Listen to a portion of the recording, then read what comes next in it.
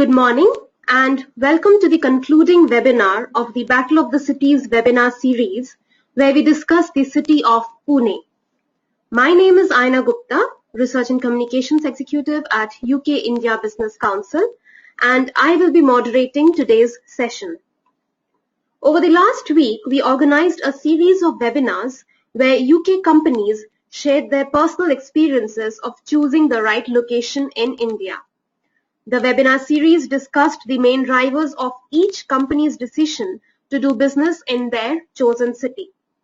Personal experiences of UK companies already doing business in India and their candid advice will surely help you in choosing the right location for your business in India. So if you are planning to start your business in India, this webinar series is a must-watch. In today's webinar, we will discuss the city of Pune, which has been selected to be developed as a smart city under the Smart Cities initiative announced by Government of India. Forbes magazine rated the city as third best in the world's top new business hubs.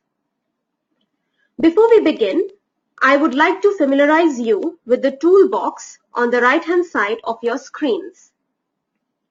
Just to let you know, everyone will be on mute during the course of the webinar.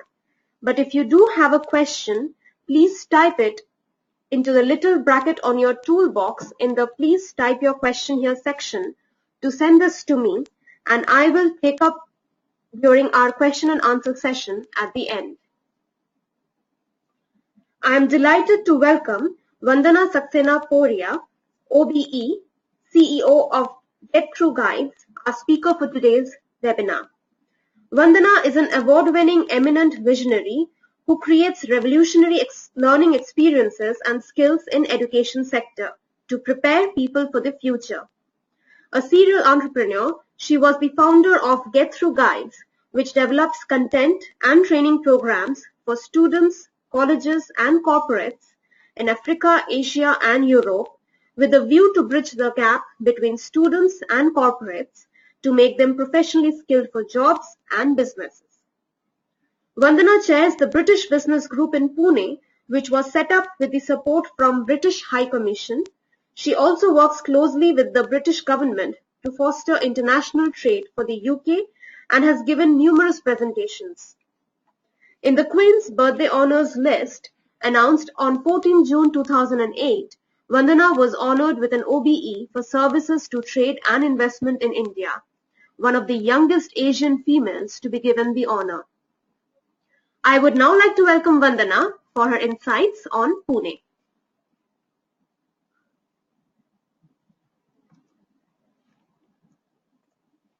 Okay, hello everyone, and welcome to this session on why Pune. Before we get started, I thought I'd just give you an idea why, as GTG, as Get Through Guides, we decided to open in Pune. So this first slide, if you can click on, is looking at what we do and why we do it. So what Get Through Guides does is it produces content, it writes textbooks, and also does training for large corporates. So we write all the books for the Institute of Chartered Accountants in Tanzania, for example. We write all the books for the Insurance Institute in India. So we've got over 1 million people across the world actually using our materials. What we also do is do training for large organizations like Deutsche Bank, Credit Suisse, Barclays, Tata Group, Mahindras, etc., etc.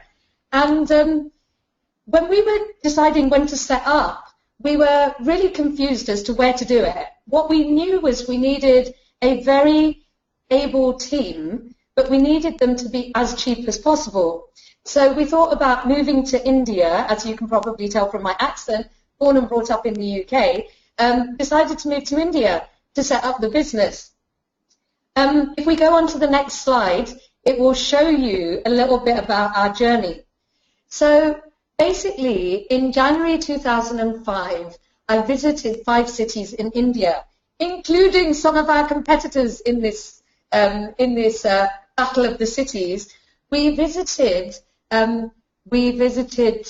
Delhi, Bombay, Calcutta, Pune, and Bangalore. And really, for us, we did a grid of what we were looking for in each city. So it needed to be a nice place to bring up children. It also needed to be a place where I had an educated workforce, where there were a lot of potential clients for business, etc., etc. So being a chartered accountant, I did a spreadsheet. And when I looked at the end of the day at my 5 weeks in 5 different cities, I realized there was one city that had won hands down, and that was Pune. So in June 2005, I came visiting for a property. By September, I bought a property, moved in, started setting up the business, gave birth to my daughter Zara at that time, and in January, hired my first staff. And really, there's been no looking back since then.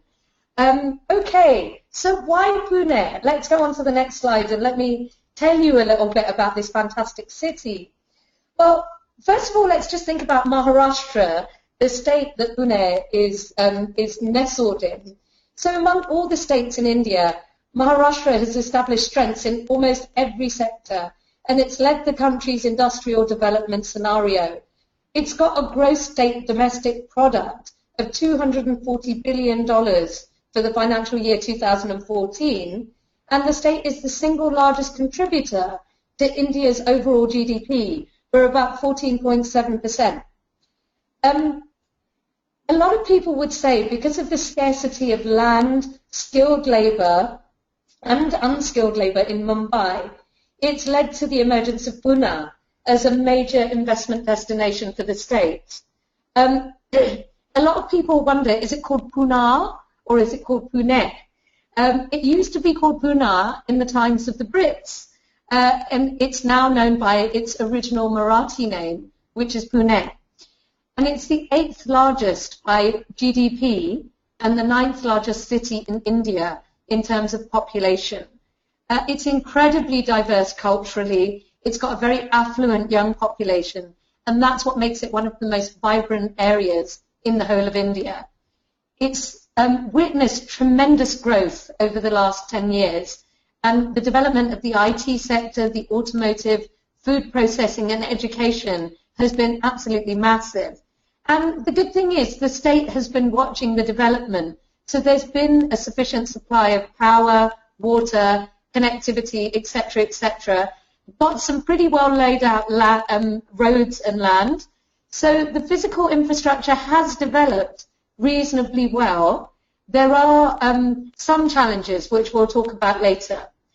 But it does boast one of the best social infrastructures in the country, with international healthcare, stable laws, abundant educational opportunities, and an amazing, pleasant climate as well, in order for most people who live here to have an overall great quality of life. So I think that hopefully gives you a bit of an idea. As Aina said, Pune has been selected as one of the 100 smart cities in the country to be developed by the government in the next 5 years, and is poised to be one of the leading metro cities in India. So we're all very excited about Pune's development. I don't think we've seen anything yet. The next slide gives you an idea of some of the companies that are actually based here, and you'll see all the global brands. So I know Munni's a dear friend who did Bombay, but I know Munni talked about how wonderful Bombay is, but I think Bombay would find it hard pushed to have the number of companies that we have here, especially when it comes to the auto sector and the IT sector. The city's been be known by a number of different names. The Detroit of India, Oxford of the East, Queen of the Deccan, and the cultural capital of Maharashtra, because of the background of it. So that gives you an idea of Pune and the kinds of companies that are here. Pune is actually a very old city. It's got a history dating back to the 8th century, when it was ruled by some people called the Rashtrakutas and the Yadav dynasty. And then it was part of the Mughal invasion, and then the Brits used Pune as their summer capital because it was so much cooler than Mumbai. And it's been pretty much successful since then. I think there was a period in the 70s where it became a sleepy retirement town of Mumbai. But then all of a sudden it started waking up and people started saying, this is a city where we can do business. Let's look at how we can develop it. So if we go on to the next slide, you'll see that Pune is actually pretty well connected when it comes to transit as well. So just to give you some ideas about it, we're about 200 kilometers away from Bombay. So we've got access to the international airport as well as the seaports from Mumbai Port Trust and the Jawaharlal Nehru Port Trust as well. It's got 4 inland container depots which serve as dry ports as well, and they provide port services for companies in Pune. There are 3 national highways and 5 state highways that pass through the city. The Mumbai-Pune Expressway was India's first 6-lane concrete high-speed highway. I'd just like to warn the Brits amongst you that when we say high speed, we don't necessarily mean huge, sort of like 120 miles per hour, more like 80 to 100 kilometers per hour. But it's pretty good, and it means that you can get between Pune and Mumbai in between 2.5 to 3 hours, which is pretty good, we think. So it's connected to a lot of the other cities, as you can see there. On the next slide, let's talk a little bit about literacy and why Pune is considered a great place for employees. So if we can go on to the next slide. Yeah, here we go. So you can see the literacy rate. Look, obviously I'm not trying to compare to the other cities, but when you do look at the other cities, in comparison, Pune is doing pretty well. 92% literacy rate, and the share of the working population in percentage is 43%. Got some comparisons to other Indian cities there. And the cost of unskilled labour in Pune is much, much cheaper than most of the other cities that we're often compared to. So if you're looking at setting up a business, then Pune is quite a good city to consider doing that in. If you go on to the next slide, you'll see that we've got a massive university in Pune. It's called the Savitribai Phule Pune University. Savitribai Phule was one of the most amazing women in India who basically said it's absolutely important for women to be educated. So the University of Pune was renamed Savitribai Phule University just a couple of years ago.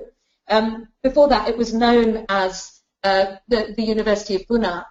And it's got more than 9 deemed universities and over 800 colleges that offer courses in a variety of subjects.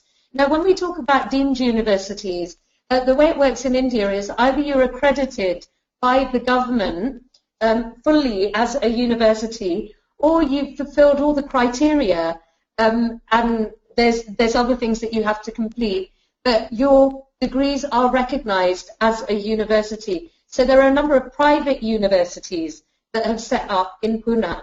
And altogether, it's rumored that there are over 1 million students in this city and in the region around Pune. I think the figure's closer to 750,000, but what's 250,000 when you're counting in those kinds of figures? So if you're looking for a market of students, or you're looking to get a good supply of labour, Pune is the place to be, I think. There are a number of different organisations here that show, the length and breadth. We've got the Film and Television Institute of India for filmmaking. We've got the College of Agriculture. We've got the College of Engineering Pune, the COEP, which is an autonomous engineering college in Pune, which is the 3rd oldest engineering college in Asia. It was started in 1854, and it's one of the top 20 engineering colleges in India.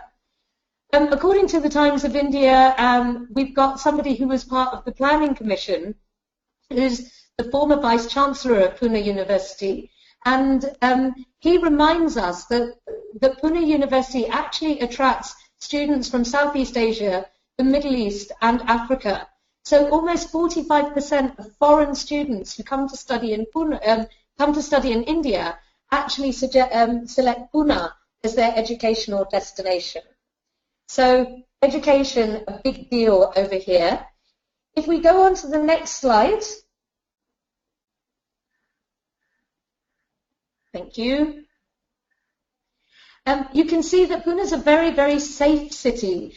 I have to tell you that I've been living here for 10 years now, and I walk my dog at all kinds of weird times, like at 2 o'clock in the morning, at 1 o'clock in the morning, at 5 o'clock in the morning, and I have never once been hassled. I get rickshaws, I get taxis on my own with my children, etc. And it's a really, really safe city, which is often a worry when employers are starting to think, if we send people out from the UK, or can we have women working at our factories, etc.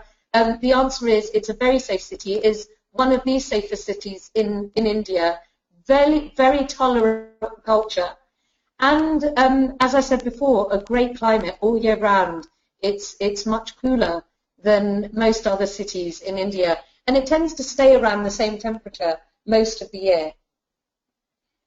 Okay, if we move on then and start to think about the things that really make your life worth living if you're in a city like Pune, there's got to be other things to do.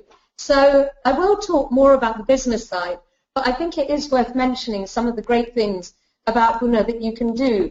For trekkers, people who like trekking, there's a huge number of forts in the vicinity of Pune, so big kind of old castles and forts. So there's lots of places where you can go trekking. There's lots of places where you can do things like zip lining, and there's a great what's it called? You know, it's something like Alton Towers, like an amusement park called Imagica, which is absolutely stunning. I would put it on par with anything from Universal or Alton Towers. It's amazing.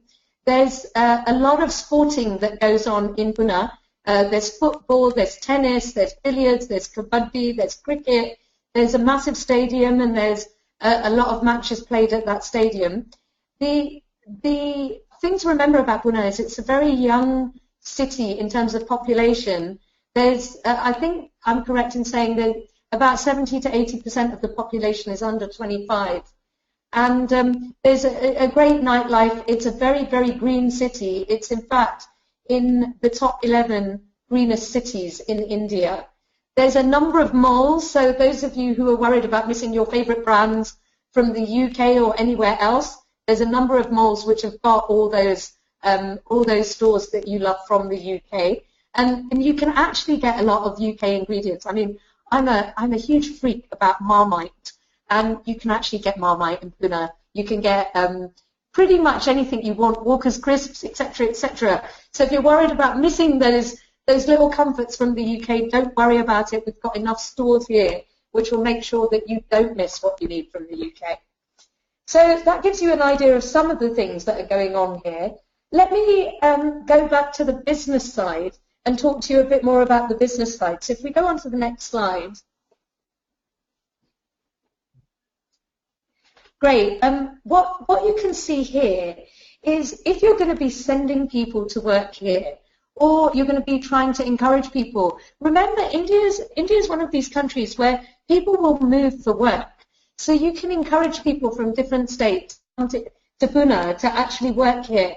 One of the greatest advantages of Pune is there's a high local purchasing power as compared to other cities, notably Mumbai and Delhi.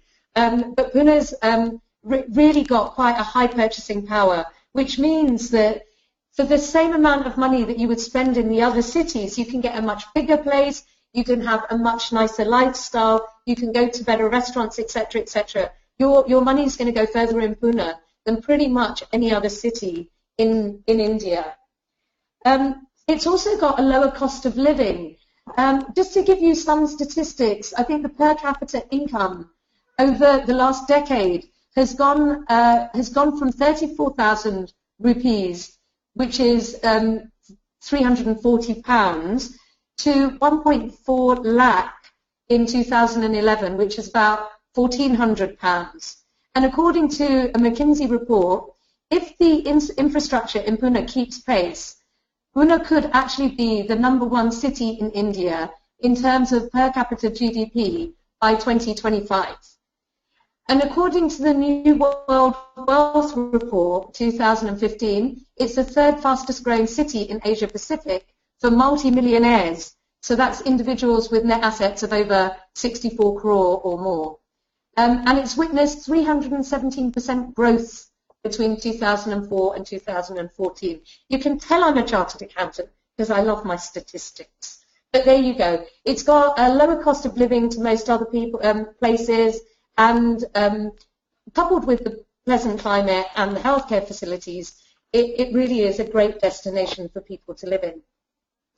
All right, so what is it that's happening in the city business-wise? Let's go on to the next slide and let me tell you about some of the things that are going on here.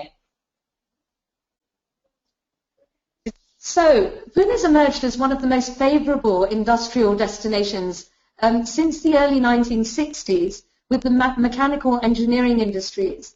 And the proximity to Mumbai, the good infrastructure, and the availability of skilled and unskilled labour have made it a premier destination for some of the key sectors. And we've got, 5 key sectors, which we're going to see in a minute. But just to give you an idea, there are over 80,000 micro, small and medium-scale enterprises in Pune, providing employment to over 1 million people in the city. And there's large industrial areas and clusters which are situated within 50 kilometres of the city as a centre. The neighbouring township of Pimpri-Chinchwad, which is often considered part of Pune, little known fact, it's the richest municipality in India. And that area, which is still considered part of the Pune region, has over 4,500 manufacturing units. So if we go to the next slide, you're going to get an idea of the major sectors that we've got here. So the major ones are automotive and engineering. As I said before, we've got the College of Engineering Pune here. IT and ITES, we've got, you name it, and we've got it. HSBC's Global Technology Software Hub is here in Pune. Deutsche Bank, Credit Suisse, Barclays, Citigroup all have massive outsourcing or shared service centres here. Wipro, Infosys, they're here. Infosys actually has its largest campus in India, aside from Bangalore, over here in Pune. So it's actually quite massive. We've also got a large forging industry. Bharat Forge, which is, I think, the second largest forging company in the world, is situated here. Baba Kalyani and Amit Kalyani, good friends of UK IBC and the British Business Group. And there's a lot of food processing that goes on over here as well. So a lot of different industries and a lot of different sectors combined together. Now, you might look at that and think, well, there's really, how is it possible that so many sectors have come up so quickly? But you'll see that there is a common thread between them. And I think it is that there's a strong maths component to a lot of this, maths in engineering and in the IT side of things, in automotive, etc., etc. So I think, generally we've got this great young population who are studying. Every year there's about 250,000 graduates from the local universities. So, and they feed naturally into these businesses. So you can see in Pune, where all these different places are around the Pune district. Okay, moving on. So the other thing about Pune is that it's emerged as a major innovation centre in India. Again, because there are so many universities, there have been a lot of professional organisations that have set up to either take the best of those graduates or to start organising twinning programmes or to just recruit people in for innovation. So there are over 150 multinationals that have established their private research and development centres across a number of industry verticals, particularly in IT. And a recent survey of 220 product teams across 30 multinationals in IT research and development highlighted that about 12% of their product teams are based in Pune, and they're doing high-value product development work. And the next biggest city is Bangalore at 8%. So I think that gives you a fair idea of what happens here. We've got the Inter-University Centre for Astronomy and Astrophysics. So, for example, the CERN, what's happened in CERN and the big, I've forgotten the name of it, but the big thing that they developed where they were looking for the Higgs boson, part of that was developed here in Pune. And you may be aware that India just launched a rocket that went into space, and it was the cheapest made, and a lot of that technology came from the centre here in Pune. The National Chemical Laboratory, NCL, is based here. The Botanical Survey of India is based here. The Central Institute for Road Transport is based here. So there's a lot of high quality work. So if there are British businesses that are looking for research and development to be done at cost-effective rates, then Pune is the place to consider setting up, because you can tap into the universities and you can tap into all these organisations. Okay, let's look at the other big area in Pune, and that is, India is known as the Detroit of India. Sorry, Pune is known as the Detroit of India. It's India's automotive hub.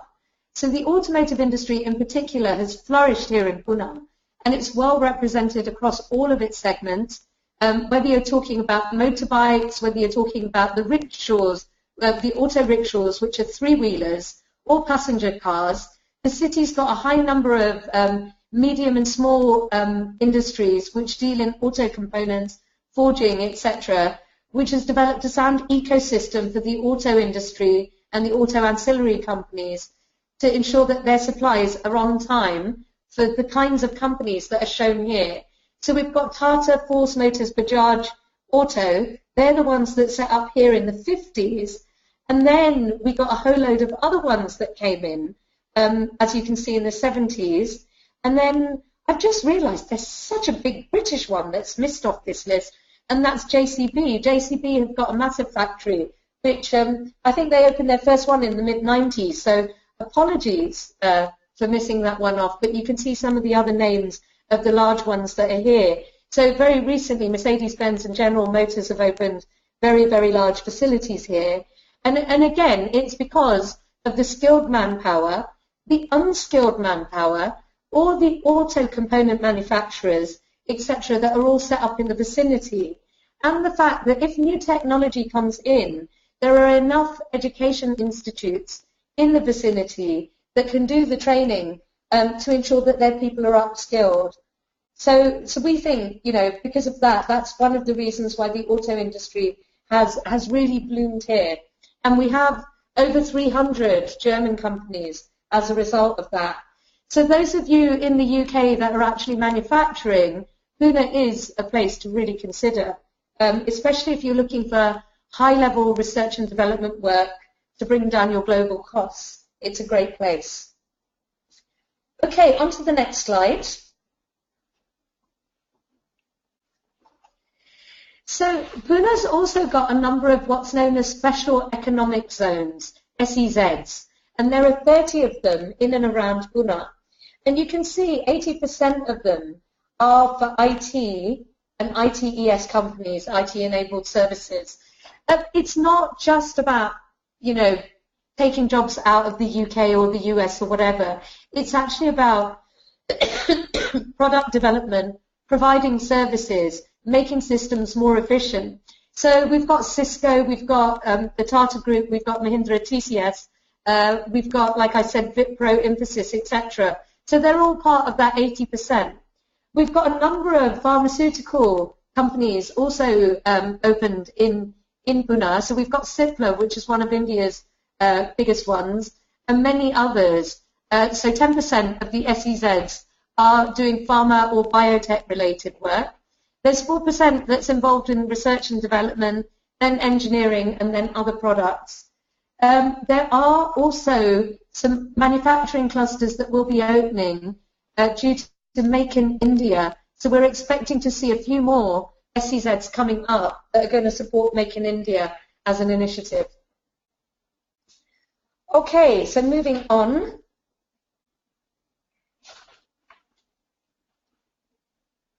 moving on to the next slide, yeah, you can see here the growth in exports, IT exports in India. I mean, really, because of the availability of a strong educational system and the English-speaking workforce, it's seen more than 2,000 companies come in this space.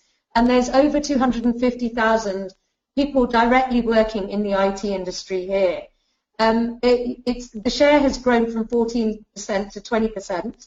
And there's a number of, again, ancillary providers that are here. It's got a very high level, or there's a high level of IT startups that have actually started off the ground in Pune as well.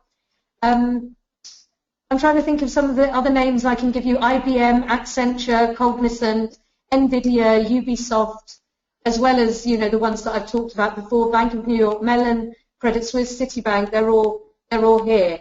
And NASCOM, which is the big IT chamber of commerce, it has a presence in the city, and it's very supportive. So we've seen a lot of growth in this sector, and I think we're going to continue to see it. What I haven't put down is much on the food processing side, and also horticulture. A number of those roses that you, of course, buy for your partners on Valentine's Day, you probably weren't aware that a number of them actually come from just outside of Pune and a place called Talegaon. So there are acres of plantations there where flowers are cut literally in the afternoon, put on the 9 o'clock flight to the UK, gets in and goes straight to the markets in London. So often the flowers that you'll be buying will be actually from Pune. In terms of food processing, Pepsi, Coca-Cola, as well as Wakefield, Universal Spices, Mother Recipes, etc., have got processing units in Pune. My goodness, there's many more statistics that I could give you, but I think you're probably statistic out at the moment. So I thought I would just leave you with a few people who have made some comments. So if you just go to the next slide, you'll see we've got the head of Mercedes-Benz, Roland Folger, who said that he's headquartered Mercedes-Benz in India. It's completed 2 decades of India presence, and the government of Maharashtra has been very supportive, and that's why they chose Pune and Maharashtra as the state.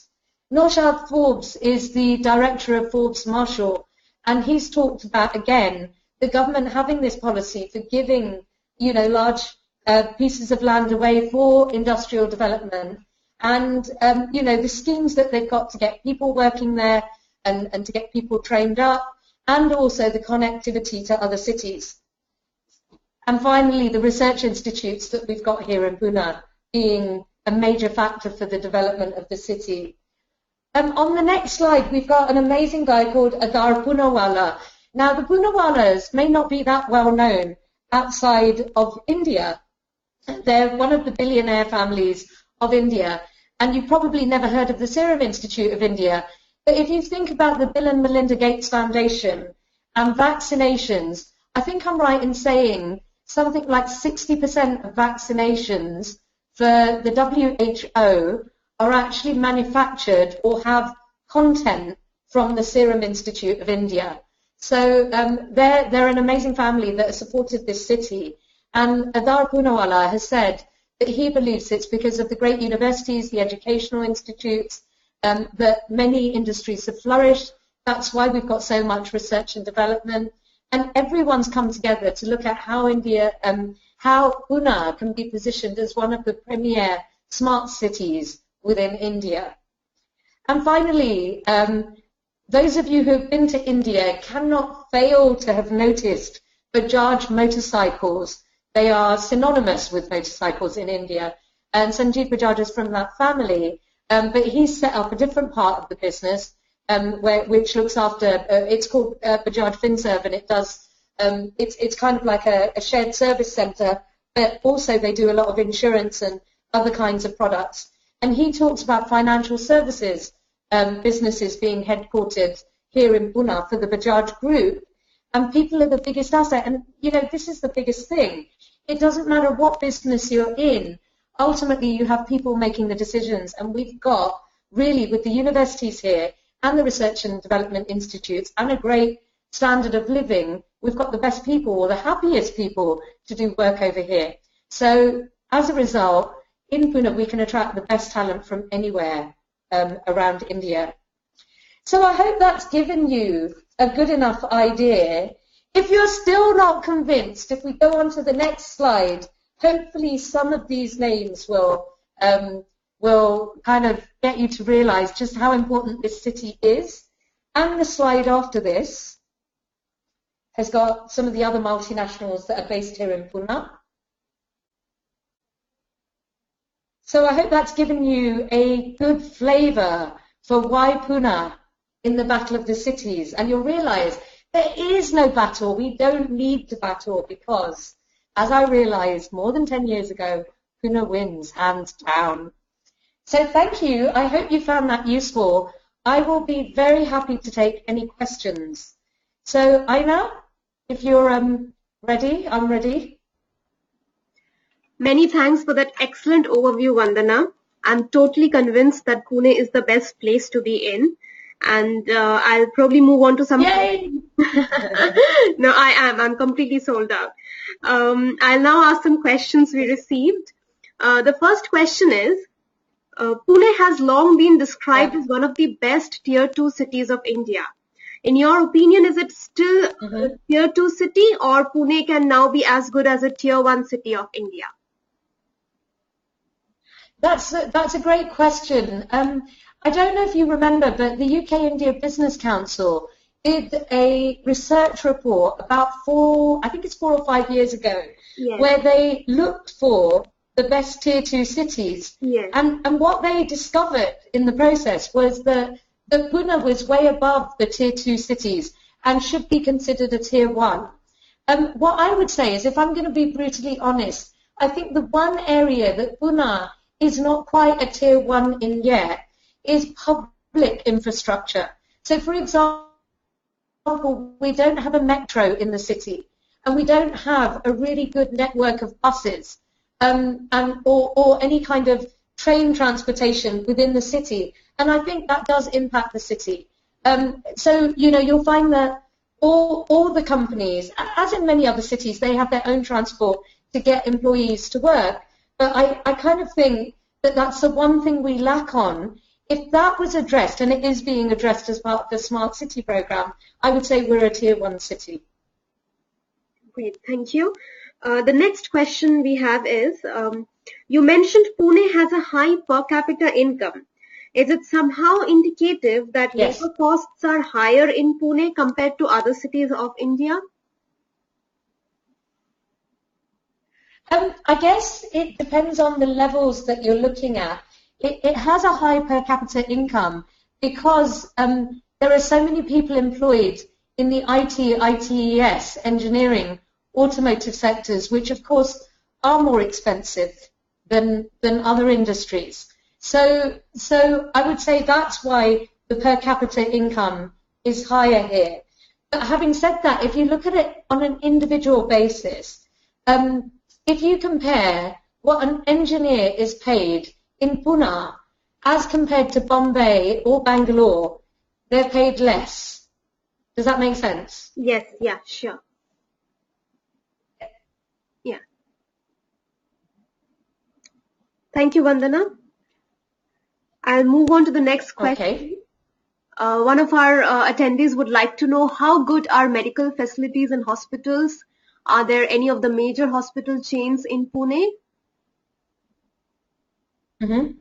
So in Pune, there are, I would say, at least 5 facilities that I would say are pretty much world class. I had my baby, well, she's not a baby anymore, she's 10 years old now, but I had her back in 2005, December. And my parents, who live in the UK, and my mother-in-law especially, were like, "Don't have your baby in India. You don't know what can happen and all of this." And as I said to my parents, India's got 1 billion people. I think they know more about childbirth than the UK does. And I have to say, I was really impressed with the facilities I had back then. since then, I've got kids that have broken almost every bone in their body, and a husband who's done that as well. And so I've had to go back frequently to hospitals. And I have to say, I'm always wowed by the standard that they have. The one thing I really love is that there's no long queues when you go to the doctors. You can get in to see doctors as and when you need them. You can get x-rays done when you need to. There are facilities if you need to go for a blood test. You can get the blood test in the morning, and within 2 hours you get the results emailed to you. All of this, it's all there. Now, if you're asking for known names, the Apollo group is quite famous across India. So Apollo is here. Columbia Asia is here. Bupa has tied up with pretty much all of the 5 premier institutes that are here, as has Cigna, etc., etc. So they've all looked at the standard and said that it's pretty amazing. So I think, I don't think there's any issues with the medical facilities here. Great, Vandana. The next question is that is not speaking Marathi a problem in Pune, considering that a significant proportion of the population use the Marathi language? Okay, what I would say is I don't speak Marathi, and I'm so embarrassed because I lived in Eastern Europe and I picked up Romanian and I picked up Polish and I picked up Hungarian, which was really difficult, but I really don't speak much Marathi at all, and I have never had a problem. What I would say, though, is if your intention is to be dealing with government on a day-in, day-out basis, you will need somebody who speaks Marathi fluently, somebody who is from the state. But if you're talking about setting up a business here, then you don't need Marathi. You really don't. If you're talking about manufacturing, you will need people who speak Marathi, but generally, top management that I speak to and mid-management that I speak to do not have a need for Marathi at all. Everyone speaks Hindi. Everyone is happy conversing in either Hindi or in English. Everyone speaks English as well. So it's only really if you're getting into really dealing with government, or you're going to have a lot of workers who are going to be working in your factory, then you might need Marathi, but otherwise no. Thank you, Vandana. The next question is, what are the limitations on British citizens setting up a business and owning property in Pune? And also, are there any tax exemptions or incentives in place to operate in Pune? So basically the limitations and the incentives. Yeah, so if we talk about the frozen to working here, are you, the question was related to companies buying or individuals buying? Do you have any idea? Well, he has mentioned British citizens. So if you can just give an overview about. Sure. I'm not a tax expert, but people within my company. Vandana, we are losing you. So if there are any individual questions, I'm quite happy to have them emailed to me, and I'll get back to them with the answer. Are you hear me now? Hello, Vandana, can you ask? Can you hear me? Yeah, you were cutting off a little bit, but now I can. Yeah, I can hear you. Yeah. Can you hear me? Yes, I can hear you now. Okay, great. Okay, brilliant.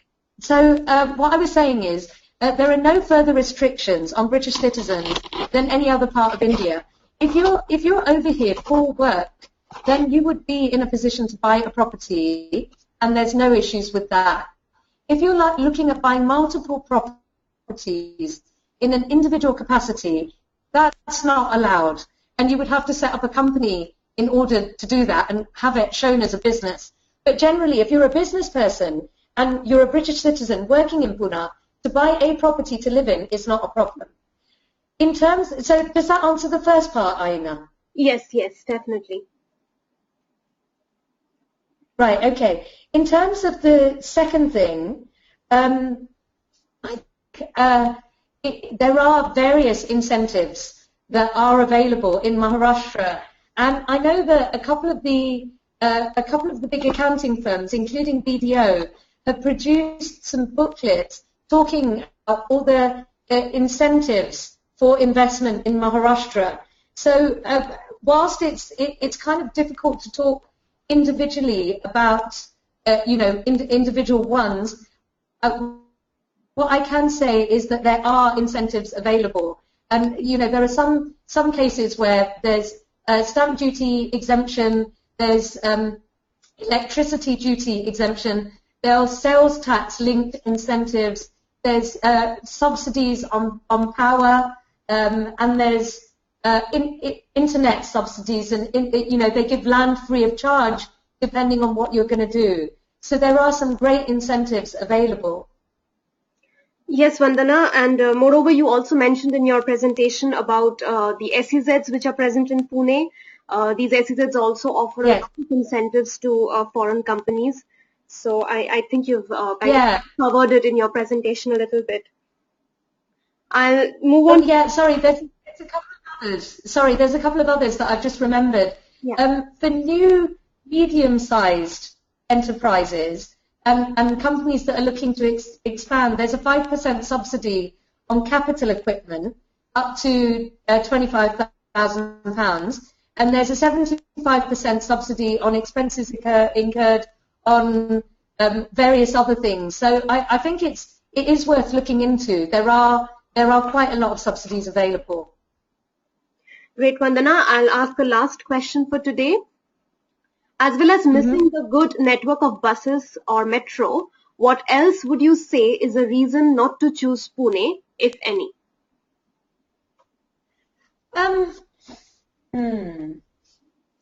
If your work involves talking to the central government on a frequent basis, then you're better off setting up in Delhi. If your work is very driven by the banking sector and the head office of the banking sectors, you're better off setting up in Mumbai. But other than that, I would, and other than the caveat that I said about the transport system, having said that, with Uber and Ola and other taxi companies here, I really don't think you need to worry about the public transport as much. I think Pune is just a brilliant city to live in. I don't think there are any other reasons why you should think about other places. Thank you, Vandana, for the excellent overview and interesting insights. Thank you very much for your time, and I hope this webinar was very welcome to you. If you have any feedback or comments about today's session, really enjoyed it, or a session that you'd want to see us do in the future, please feel free to get in touch. I would also like to invite you to visit our website and check for the Battle of the Cities webinar series to catch up on the webinars on Mumbai and Ahmedabad. You may also wish to look for the Battle of the Cities hashtag on Twitter to join the discussions and let us know in which Indian city you would like to set up your business. Thank you for joining us.